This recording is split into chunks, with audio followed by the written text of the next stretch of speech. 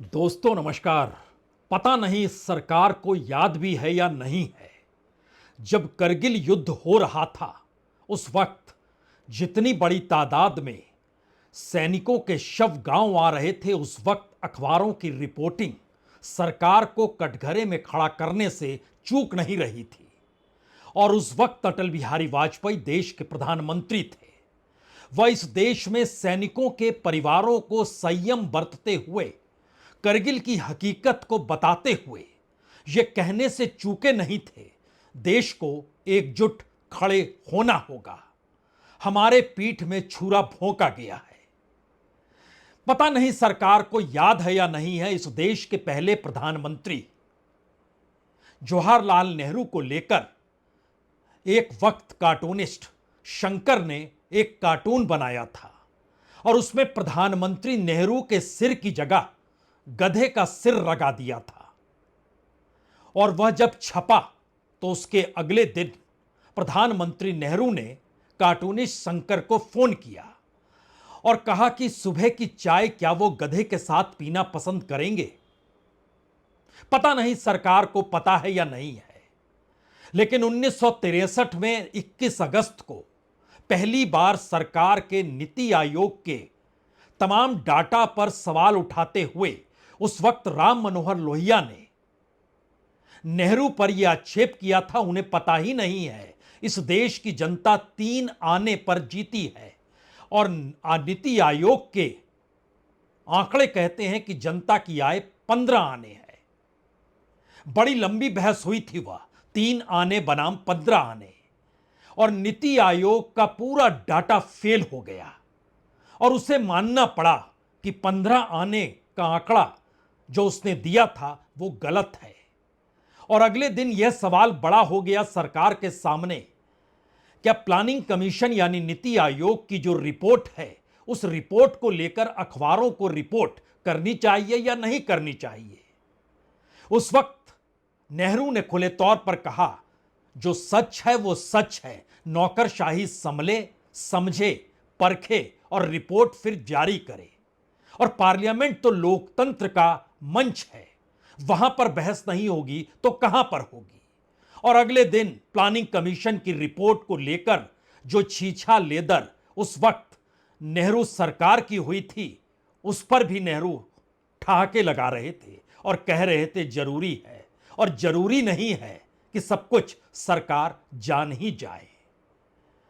1975 में जब इमरजेंसी लगी, पता नहीं सरकार को पता है या नहीं पता है, लेकिन संपादकों को जब बुलाया गया, information broadcasting minister Shukla ji हुए थे, उस वक्त जिस तरीके से वो सवाल कर रहे थे और जवाब दे रहे थे, तो संपादकों की टोली ने कहा, आप ही हमें सवाल दे दीजिए कि हम सरकार से कौन से सवाल करें। इस देश के 5 बड़े ग्रुप के संपादक उस मीटिंग में मौजूद थे और सवाल फिर यह उठा कि क्या छापा जाए या नहीं छापा जाए। एडिटोरियल का पन्ना खाली छोड़ दिया गया। टैगोर की कविता भी स्टेट्समैन ने छापी थी, यह कहते हुए आज एडिटोरियल नहीं। पता नहीं सरकार को पता है या नहीं पता है। जिस वक्त इस देश का सोना गिरवी रखा गया, तब प्रधानमंत्री चंद्रशेखर थे और जितने सवाल उस वक्त इस देश की अर्थव्यवस्था को जानने समझने वाले संपादकों ने उठाए, उससे कहीं ज्यादा तीखे सवाल इस देश में राजनीतिक तौर पर सक्रिय संपादकों ने उठाए। और उन संपादकों ने उठाए जो खुद चंद्रशेखर के करीब भी थे। लेकिन चंद्रशेखर मुस्कुराते रहे, कहा जरूरी है यह जानना इस देश की माली हालत कितनी बदतर है।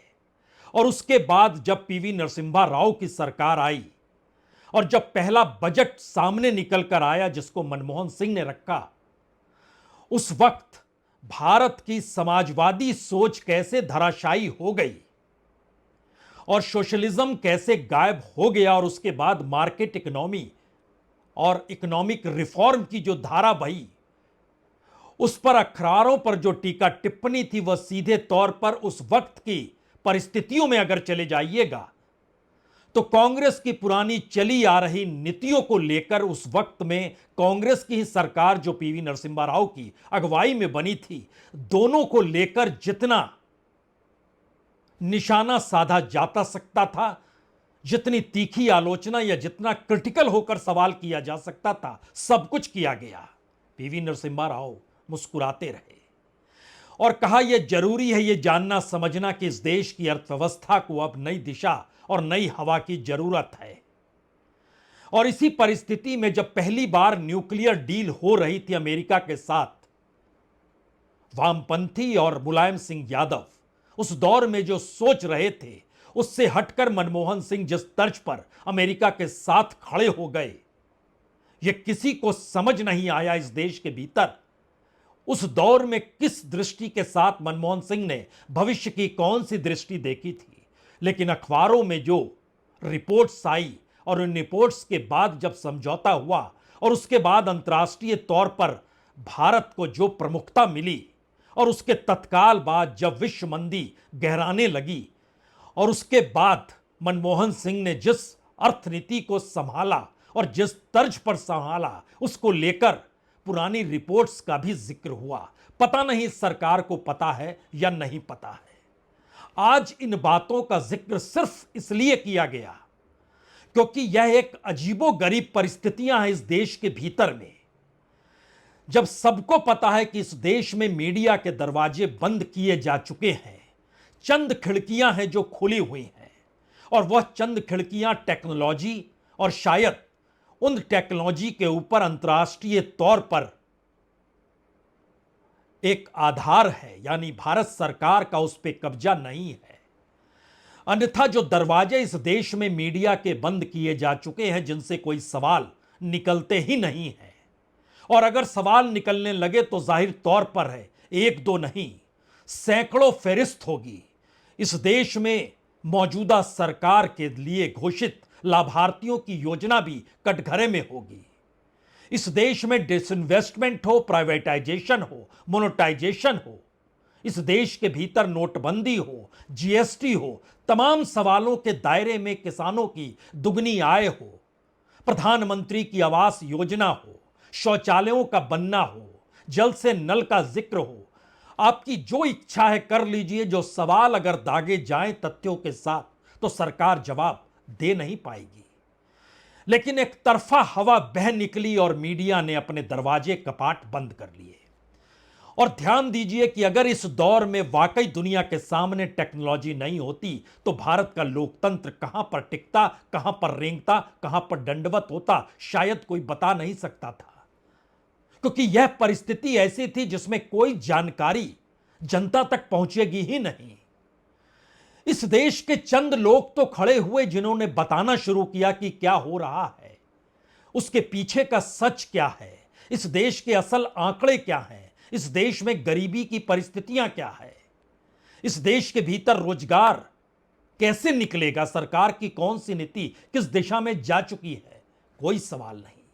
और जब कोई सवाल नहीं तो ऐसे में जिन छोटे बड़े मंचों के आश्रय सवाल उठने लगे, निजी तौर पर अपने बूते खड़े इस देश के पत्रकार हो, गायक गायिका हो, इस देश के भीतर में जो स्टैंड अप कॉमेडियंस होते हैं, इस देश के भीतर में लोगों के मन को बहलाते हुए सच्ची बातों का जिक्र जो करते चले जाते हैं, सरकार को क्या यह भी बर्दाश्त नहीं हुआ? या फिर सरकार इस दौर में जनता से इतना कट चुकी है कि जनता के भीतर उठते हुए सवालों को जरा से पंख लग जाएं तो पूरी सत्ता डोलने लगती है क्या? इस सवाल का जिक्र आज क्यों है?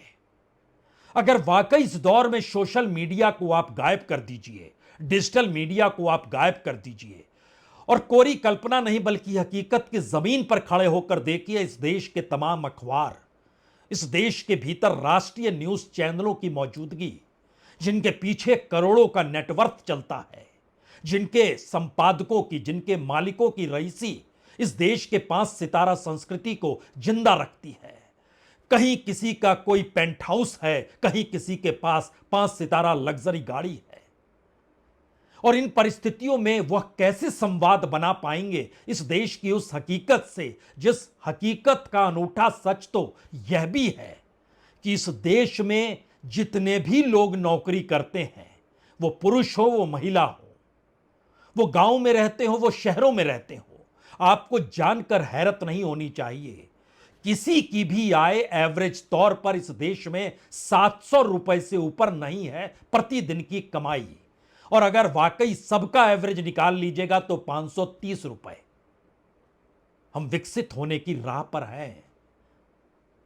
वाकई वक्त कम है, लक्ष्य बड़ा है, लेकिन इन सबसे बड़ा सवाल तो मीडिया का है। फोर्थ स्टेट का सवाल है, उस फोर्थ स्टेट का जहां पर सरकार को लगा इसने सवाल पूछा तो इस पर एफआईआर दर्ज करा दो। सरकार ने महसूस किया ये शायद अनाप शनाप बोलने लगा है, तो क्यों नहीं राष्ट्रीय सुरक्षा के दायरे में इसे ले आया जाए। शायद इसीलिए एक दो नहीं कई सवाल इस दौर में बड़े हो गए। यूट्यूब पर चलने वाला 4 PM राष्ट्रीय सुरक्षा कारणों की वजह से प्रतिबंधित कर दिया गया, बैन कर दिया गया। जैसे ही उसे खोलिएगा उसके स्क्रीन पर कुछ ये तस्वीर उभरकर सामने आएगी।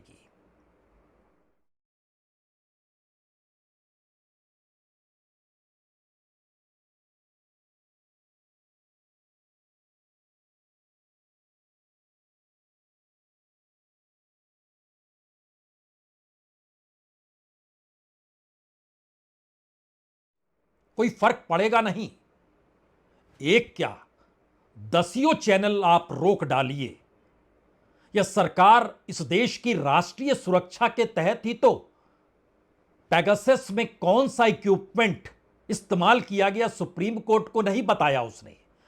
और आज सुप्रीम कोर्ट ने भी कहा कि राष्ट्रीय सुरक्षा के तहत हम नहीं जिक्र कर सकते हैं कि पेगासस का जिक्र इस देश की सड़कों पर होने लग जाए, वो राष्ट्रीय सुरक्षा का मसला है। यही सवाल तो राफेल डील के वक्त आया था। यह सवाल बफोर्स के वक्त क्यों नहीं आया था, राफेल डील के वक्त क्यों आया, कितने में लिया गया, कितनी कमीशन थी, कितनी कमाई, किसकी कमाई, नहीं बताएंगे। राष्ट्रीय सुरक्षा से जुड़ा हुआ मसला है। यही परिस्थिति तो इस देश के भीतर में शेयर बाजार को लेकर भी आई। इस देश की इकोनॉमी से जो खिलवाड़ कर रहे हैं और भारत दुनिया के सामने सबसे बड़े बाजार और सबसे बड़ी इकोनॉमी के साथ खड़े होने वाला है। हम क्यों करें जांच, जो नियामक संस्था से भी है वही जांच करे। सब कुछ तो इस देश की राष्ट्रीय सुरक्षा के तहत है। और युद्ध भी शुरू हुआ नहीं है। युद्ध को लेकर मंत्रणाओं का दौर जारी है।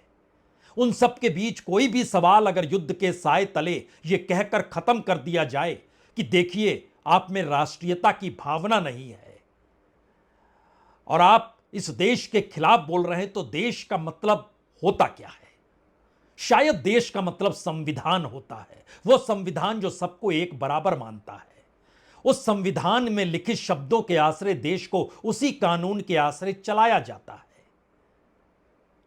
लेकिन एक लोक गायिका गीत गाते गाते जब उसके जहन में सवाल उठने लगे, और वो सवाल इसलिए करने लगे क्योंकि उसका खुद का परिवार इस देश की रगों में सेना के साथ जुड़ा हुआ बहता रहा हो, वो करगिल का युद्ध हो या फिर इस देश के भीतर नक्सलिज्म के खिलाफ की लड़ाई लड़ी जा रही हो।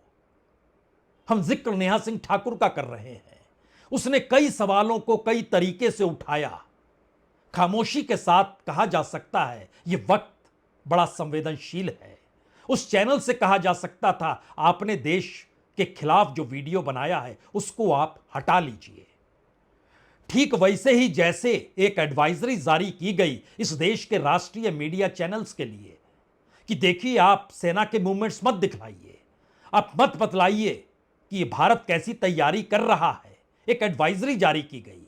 लेकिन उससे पहले जो हो रहा था और शायद अभी भी कुछ न्यूज चैनलों पर हो रहा है, उसको देखते हुए एक एडवाइजरी जारी कर दी सरकार ने, तो क्या कोई नोटिस नहीं दिया जा सकता था?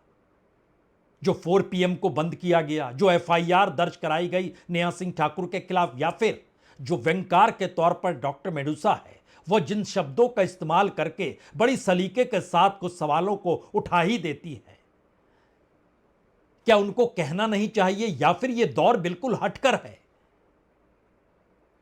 लेकिन उससे पहले यह जानने की जरूरत होनी चाहिए कि इस देश की रगों में, हर व्यक्ति की रगों में यह देश और इस देश को लेकर उसके अंदर देशभक्ति का जज्बा होता क्या है।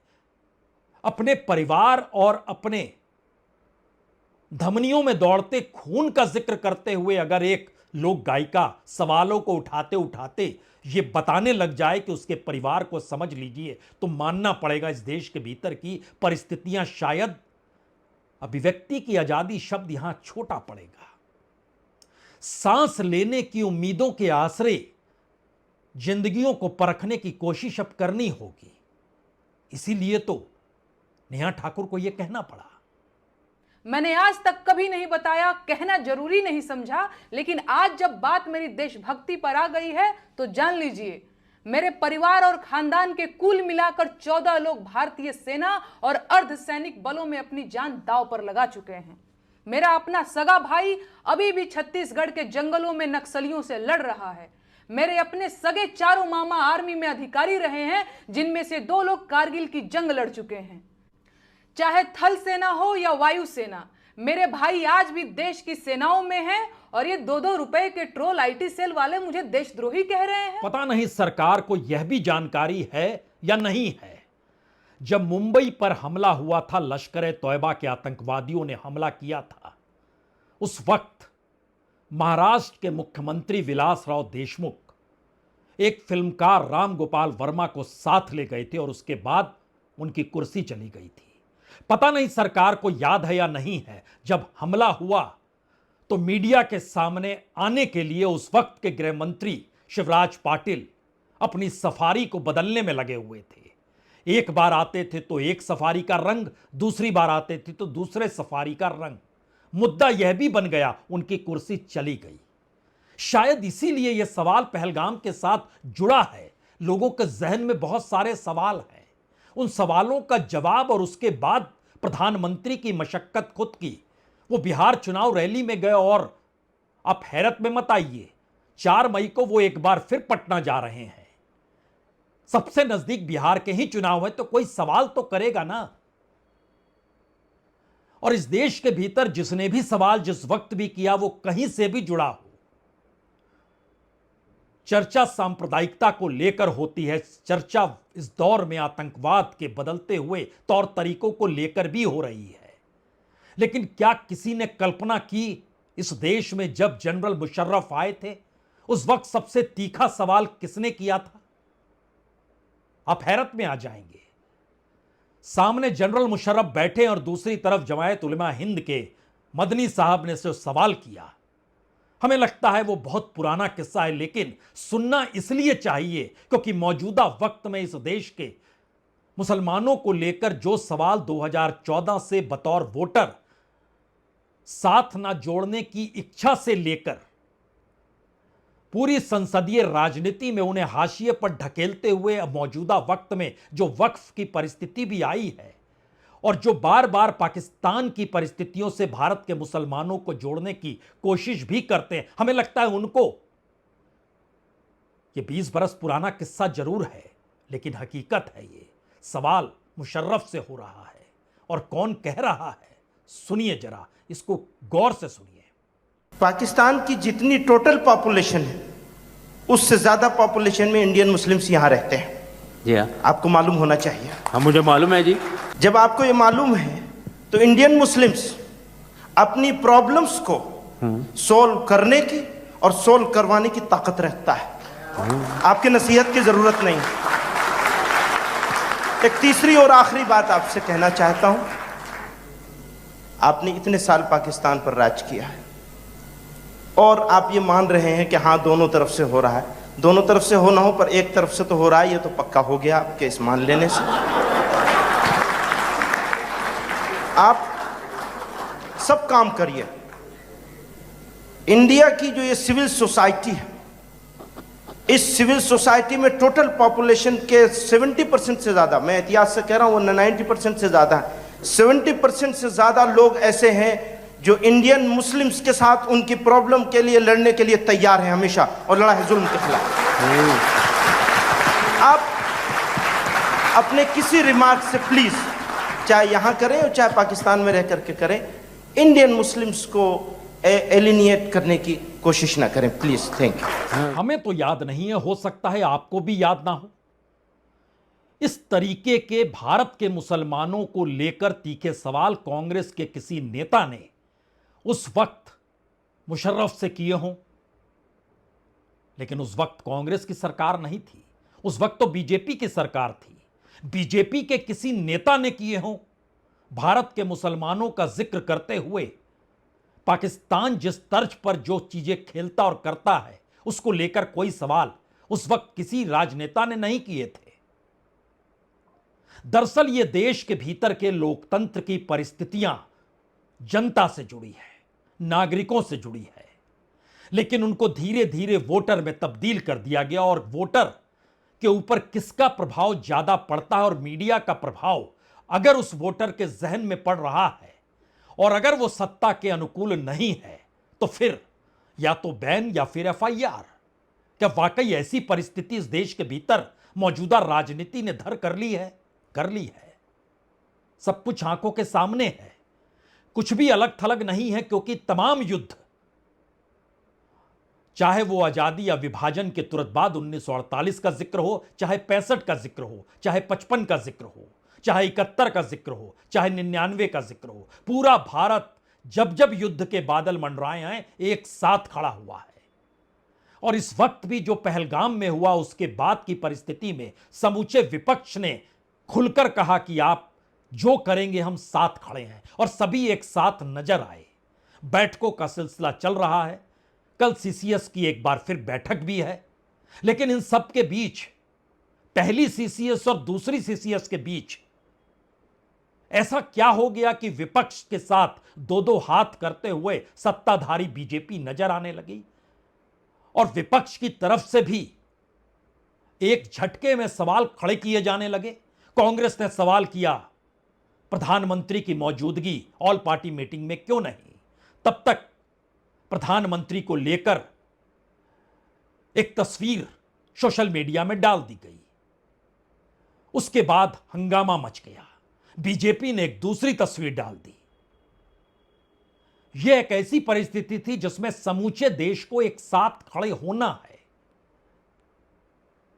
तो क्या यह गवर्नेंस के मौजूदा तौर तरीके कहीं इस देश के भीतर ऐसी राजनीतिक अवस्थाओं को खड़ा कर चुके हैं जिसमें सत्ता को यह लगता है अगर उसने पूरे देश के साथ मिलकर कार्रवाई कर दी तो फिर राजनीतिक तौर पर सारी चीजें उसके अनुकूल नहीं होगी? तो क्यों नहीं पहले देसी राजनीति को अपनी ही जमीन पर एक दूसरे पर चोट करते हुए खड़ा किया जाए? आप पूछेंगे कौन सी तस्वीर है? देखिए दोनों तस्वीर, एक कांग्रेस ने तस्वीर जारी की, दूसरी बीजेपी ने जारी की।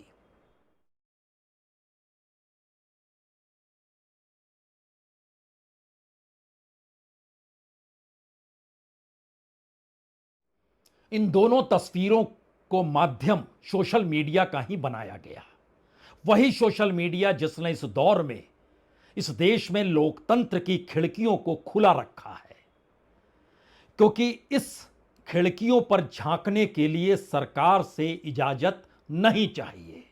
जहां भी सरकार की इजाजत की जरूरत होगी वहां पर आपके सामने इतनी बंदिशें जरूर होगी, या तो आपका बिजनेस मॉडल डगमगाएगा या फिर आप बिजनेस तो दूर फोर्थ स्टेट का जीवन भी नहीं जी पाएंगे, यानी मीडिया भी नहीं रह पाएगा। इसीलिए इस देश का जो natural media, main stream media, जिसको गोदी मीडिया में तब्दील करने का जिक्र बार बार होता है, वो दरअसल लड़खड़ाते इसलिए गया क्योंकि सत्ता को यह मंजूर नहीं, और सत्ता को यह मंजूर नहीं तो सत्ता की मंजूरी की जरूरत जहां भी नहीं होगी वहां से चंद शब्द तो फूटेंगे।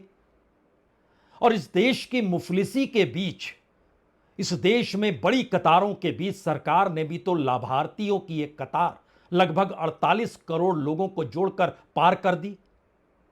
जो मोटी मोटी योजनाएं हैं सरकार की, प्रचार के आश्रय चलती, और इन सब के बीच जितनी भी योजनाएं बनी उसको भी तो कहीं ना कहीं किसी ना किसी शक्ल में अपने वोटर में तब्दील करने में सरकार इस तरीके से लग गई जैसे वो नागरिक नहीं है, वो आश्रित है सरकार पर। ऐसी पॉलिसी, ऐसी नीतियां बनने लगी तो इनको लेकर खिड़की से अगर कोई आवाज आएगी तो उस आवाज को दबा देना, कानूनी कार्रवाई कर देना, ये दरअसल दो बातों के प्रतीक हैं। एक, इस देश का संविधान और संविधान के कानून के हिसाब से यह देश चलेगा या नहीं चलेगा, यह पहला सवाल है।